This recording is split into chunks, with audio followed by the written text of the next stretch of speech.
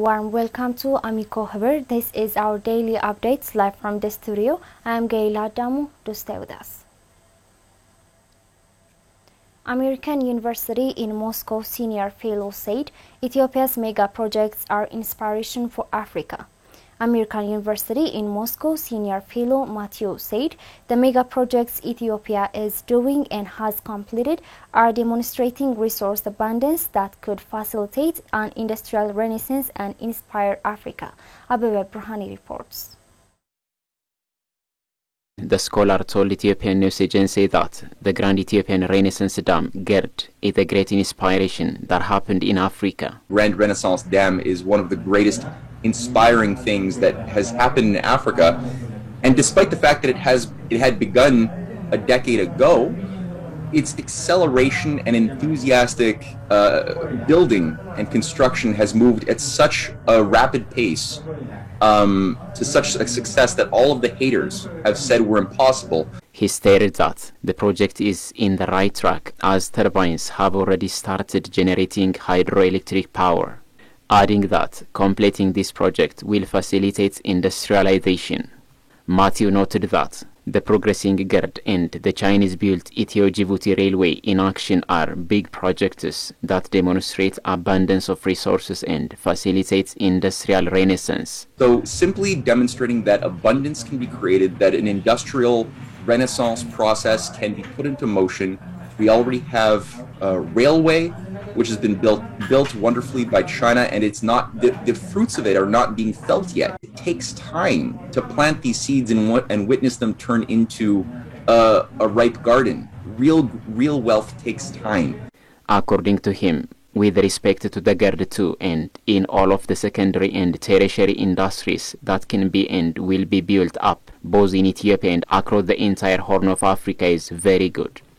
The scholar pointed out that China, for instance, achieved industrialization in decades compared to the West, which took them about 300 years. And China, Gulf states and other could be important development partners to Ethiopia and other African countries. Matthew noted that amid doing the projects in Ethiopia, there were and are challenges and critics, adding that the best way to contract those critics who continuously condemn Ethiopia and re-emphasize on how much it will fail is to be successful, because they are committed to preventing the source of projects which we have seen arise in a wonderful way by the current Ethiopian government that has already advanced very nicely. Note that the overall construction of the GERD is over 83% with 2 turbines that started generating electric power. The Ethio-Djibouti Railway, the first electrified railway connecting the 2 countries, has been transporting import-export freights and people between neighboring countries. Ethiopia is also doing infrastructure development that connects it with neighboring countries and facilitates regional integration. Some residents of war-torn towns in the northern part of Ethiopia have welcomed the peace agreement reached between the Ethiopian government and the TPLF to end the 2-year-long conflict. Modomriye tells us more. Ethiopian news agency media crew who traveled to the war-affected areas in northern part of the country has witnessed normalcy in the localities Robit, Kobo, Alamata, Rayabala and Churcher towns, the places were the major areas of the conflict which resulted in tremendous human sufferings, damage to properties and infrastructural destruction. The residents told that the peace agreement under the facilitation of the African Union would bring durable peace in the war-affected areas in Ethiopia at large. Mogus Hayalum, a resident of Churcher town, said that war always takes human lives, destroys communities and erodes development gains, as it leaves a legacy of fear, hostility and trauma. Now I am more than happy as an Ethiopian with the peace agreement. I think that peace is important for the people of Ethiopia and especially for the people of Tigray. As the native of this area, I believe that the peace agreement means a lot to the people. Therefore, I am happy that the peace ended in the way that Ethiopia wants and benefits its people. የኢትዮጵያ በመትፈልገው የኢትዮጵያ ህዝብ አሸናፊ በሆነ መልኩ በመቋጨቱ ደስ ብሎኛል. He noted that the end of all wars are reconciliation and peace, and the peace agreement between the Ethiopian government and TPLF ensures the sovereignty and territorial integrity of the country. According to him, the peace agreement would heal the trauma and nurture a durable stability which the country has tremendously suffered from. He stressed that the disarmament of the TPLF is vital to Ethiopian lasting peace, as two armed forces cannot exist in the country. Despite the challenges and tremendous pressure Ethiopia faced during the last 2 years, Mogus underlined that Ethiopians have proved that no one can destroy their country. He believes that the future of Ethiopia is bright and its people would live in peace and harmony. The other resident of Raya Bala Woreda, Molla Dimberu, appreciated the peace agreement in Pretoria, South Africa, especially the disarmament agreement, as it is imperative for sustainable peace and building confidence. In particular, the disarmament agreement is very good because this will hopefully direct the country from war to development. For Fisaha Fanta, who resides in the outskirts of Kobo town, the peace agreement is a breakthrough to the nation, especially to the people of Amhara, Afar and Tigray.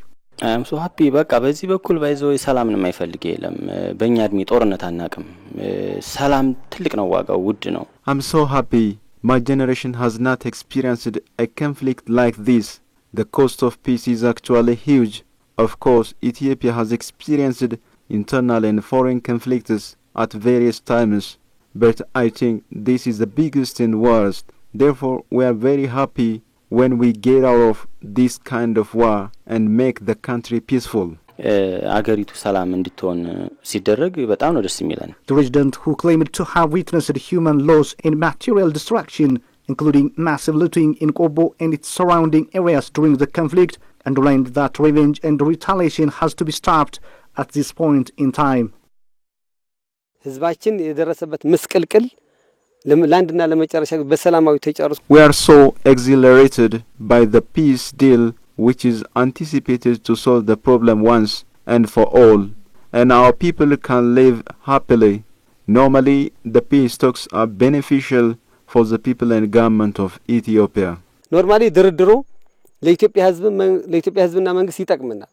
The youth further elaborated that reconciliation and reintegration of the people of Tigray has to be a priority.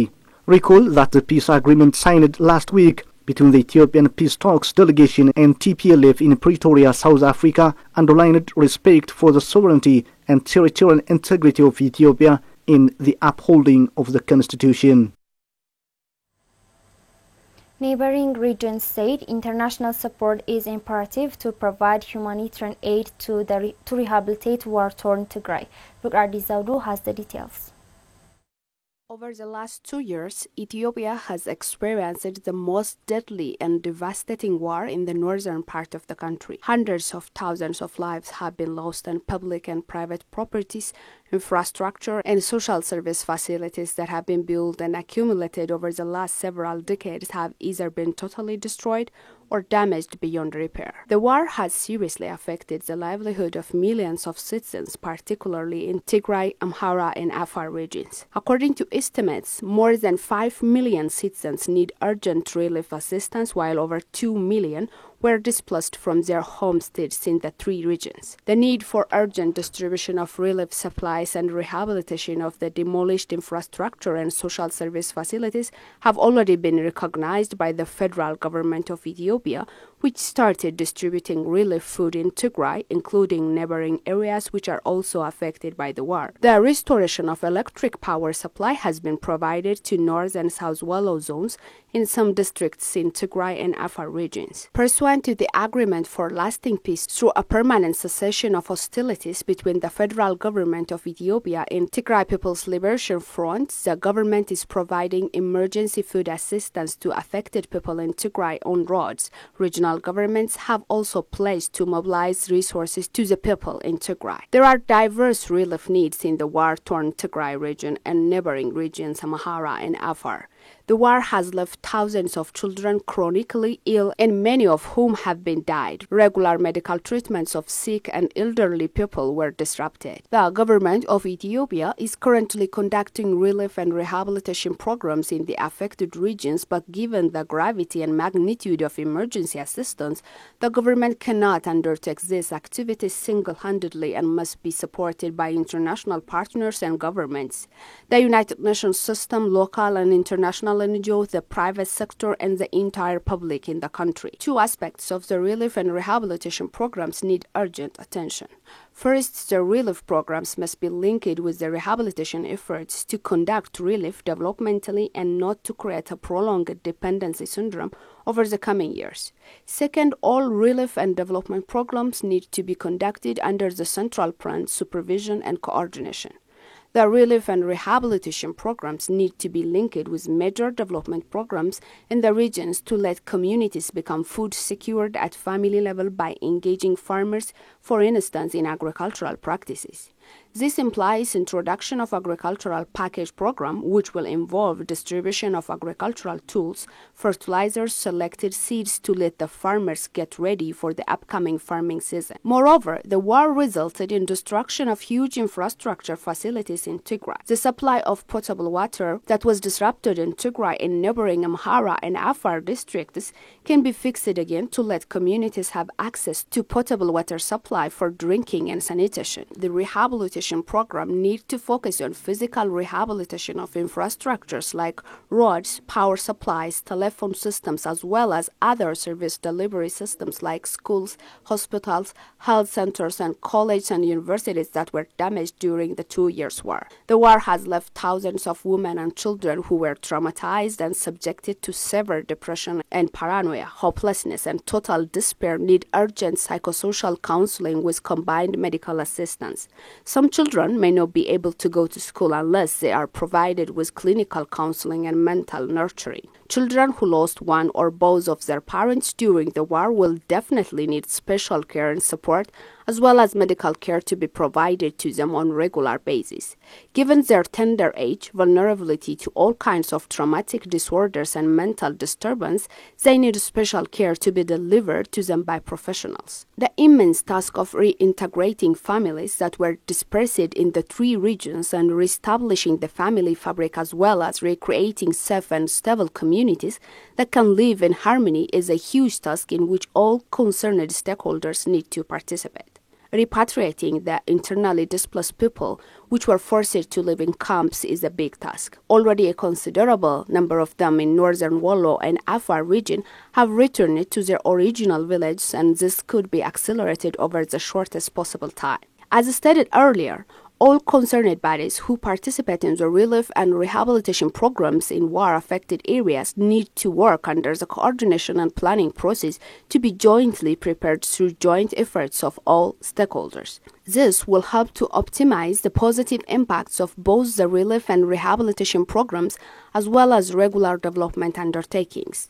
Of particular importance is the operational linkage and networking among the line ministries and various sectors that are expected to be at the front line in providing relief and rehabilitation assistance to the war-affected regions. It is necessary to link up the planned activities at the federal level with concerned bureaus and offices at the regional and zonal levels. As it is indicated earlier, the relief and rehabilitation program for war-affected northern Ethiopia certainly require huge amount of funds that cannot be covered only from federal government budget. In his recent briefings to diplomatic community in Addis Ababa, Redwan Hussein, National Security Advisor to the Prime Minister, quoted the Ministry of Finance saying that some $20 billion is required to finance the entire relief and rehabilitation programs in the war-affected Tigray and other regions. The author of this article is of the opinion that an international fundraising program could be organized to raise the necessary fund by pledges from international donor agencies, G7 countries, and friendly partners and countries across the world.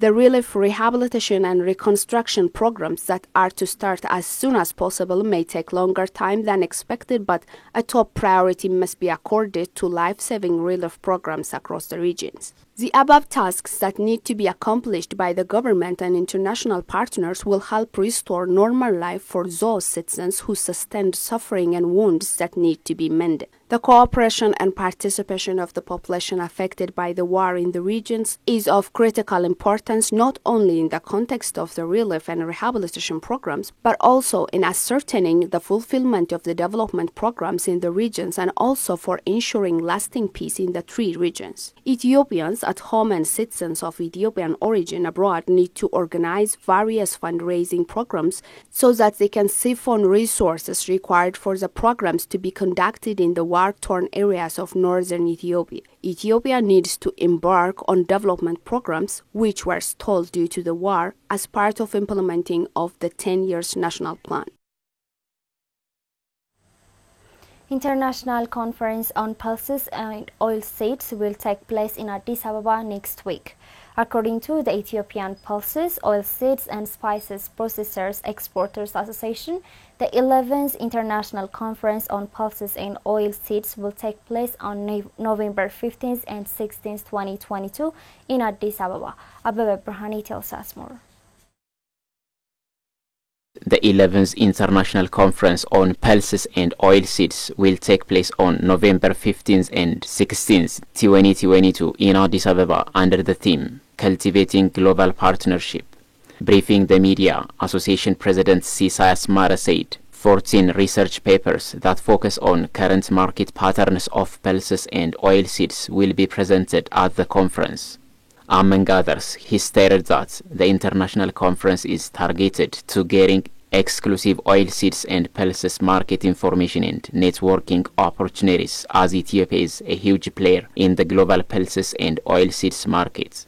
He further noted that the conference will also create conducive environment to promoting the country's tourism sites, investment opportunities and other development activities on the sidelines of the conference. It was indicated that the conference will create the chance to meeting international buyers, import associations, importer associations, value chain companies and service providers, agro-processing industries and grain producers, traders, importers and exporters from all over the world. High-level government officials, diplomats, commercial attaches, among others, are also expected to participate in the conference. About 250 local and close to 100 participants from 13 foreign countries have already registered to partake in the conference. The Ethiopian Pulses, Oilseeds and Spices Processors Exporters Association and the Ethiopian Ministry of Trade and Regional Integration will host the conference. President Sahle-Work Zewde stressed the need for Africans to further strengthen their connectivity with a view to effectively exploiting the abundant natural resources of the continent for their economic development. Moadom has the details. The 8th edition of African Engineering Week and the 6th African Engineering Conference kicked off in Addis Ababa in the presence of government officials and representatives from various African countries. Opening the 5-day event, President Sahle-Work Zewde said, despite the fact that Africa is a continent vastly endowed with natural resources vital for the continent's prosperity, it is not yet able to properly exploit the available resources due to lack of interconnectedness among the countries. Hence, she underlined countries in Africa should further strengthen their connectivity in order to properly exploit the available resources.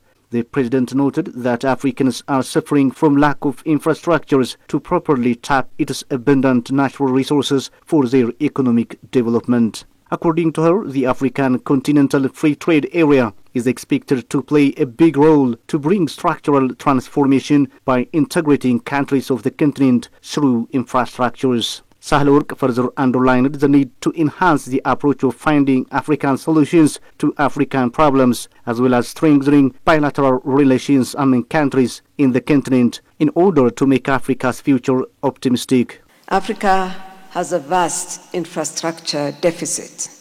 It's a big constraint in its growth. We've seen, 1 year into its implementation, that the African Continental Free Trade Area, that it holds much potential for the future of African trade and cooperation. It has a great potential to contribute to the realization of structural transformation of our continent.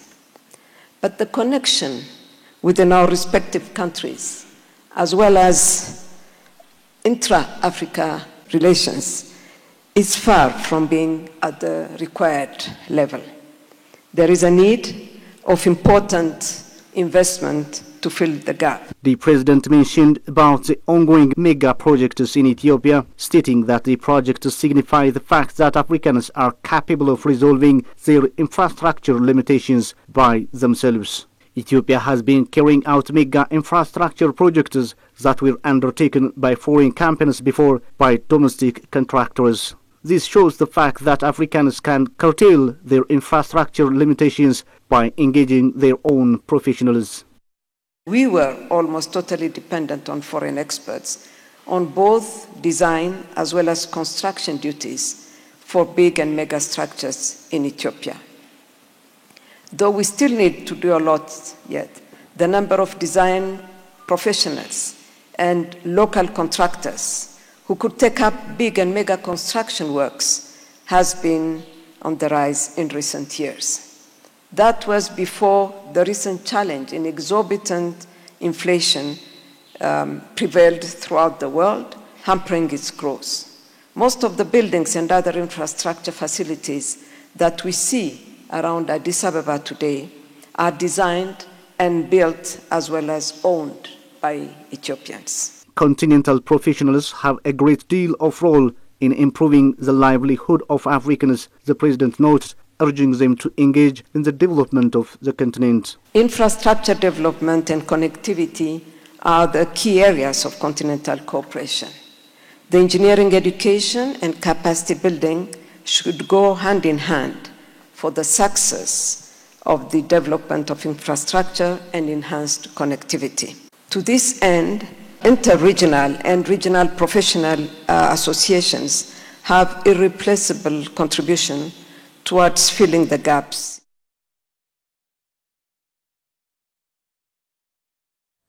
The Tigray Democratic Party has expressed readiness to play its role in the implementation of the recently signed peace agreement between the government of Ethiopia and TPLF in Pretoria, South Africa. Fikradi Zaudu tells us more.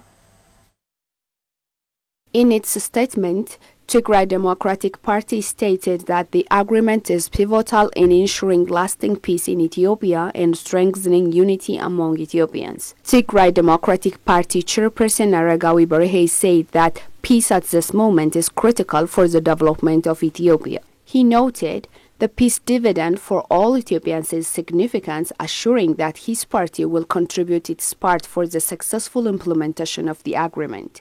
Aragawi stated that the agreement will create conducive political environment to Tigray Democratic Party and other non-violent political parties as well. Tigray Democratic Party Public Relations Head Mulu Burhan Haile said on his part that the peace agreement showcased that Africans can solve their problems by themselves. He also said that the peace agreement has given Ethiopians a relief. Members of the Central Committee of Tigray Democratic Party emphasized that the agreement will serve as exemplary to peacefully resolve differences.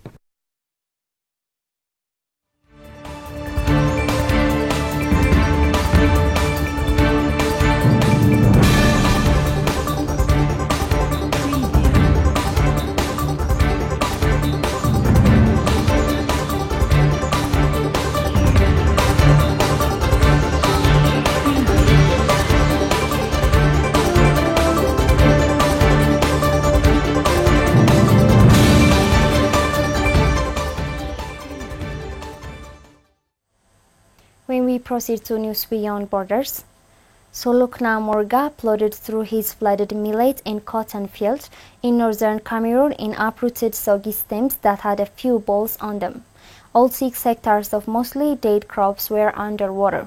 The 50-year-old father of 12 is one of an estimated 4 million people, many of them small subsistence farmers in over a dozen countries in West and Central Africa that have seen their crops decimated by unusually heavy flooding. The floods have destroyed harvests for this season, while nearly 1 million hectares of farmland across the region remain underwater, with soil nutrients being washed away and setting the scene for an even worse crop production next season.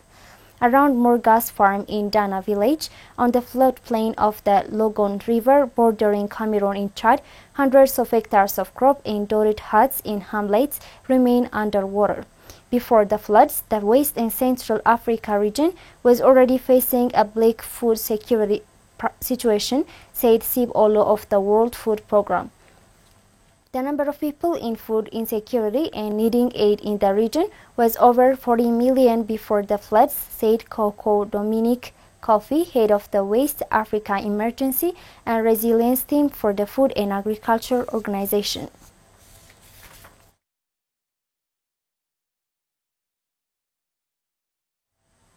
Ugandan Education Minister said Cabinet has decided to shut preschools, primary schools and secondary schools from November 25.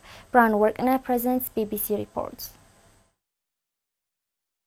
Uganda will close all schools in 2 weeks' time following the deaths of 8 pupils from the Ebola virus. According to government figures, 53 people in Uganda have died of Ebola out of 135 known infections. The schools across Uganda will close 2 weeks before the scheduled end of term after 23 Ebola cases were confirmed among pupils, including 8 children who died. Education Minister Janet Kata Museveni said the cabinet had taken the decision to close preschools, primary schools and secondary schools on November 25 because densely packed classrooms were making students highly vulnerable to infection. Ugandan government under fire as Ebola outbreak spreads in Kampala. President Yoweri Museveni said in a statement, closing schools earlier will reduce areas of concentration where children are in a daily close contact with fellow children, teachers and other staff who could potentially spread the virus. Red Cross workers clean ambulances prior to transporting Ebola victims to a hospital in Mubende, Uganda. The government extended a 3-week lockdown on the neighboring districts of Mubende and Kasanda, which have been the center of the Ebola outbreak. The measures include a dusk-to-dawn curfew, a ban on personal travel, and the closure of markets, bars, and churches. Since the outbreak was declared in Mubende on September 20, the disease has spread across the country, including to the capital Kampala, but the president has said nationwide restrictions are not needed. The World Health Organization last week said Uganda had registered more than 150 confirmed and probable cases, including 64 fatalities. Uganda's last recorded deaths from a previous Ebola outbreak was in 2019. The virus circulating in Uganda is the Sudan strain of Ebola, for which there is no proven vaccine, unlike the more common Zaire strain, which spread during the recent outbreaks in the neighboring Democratic Republic of the Congo. Ebola is spread through bodily fluids with common symptoms: fever, vomiting, bleeding, and diarrhea. Outbreaks are difficult to contain, especially in urban environments. Ebola generally kills about half the people it infects. WHO said in mid-October that a clinical trial of vaccines to combat the Sudan strain of Ebola could start within weeks. That's all the news we have for today. I'm Gaila Damu. Thanks for watching and stay tuned with AMECO Haber.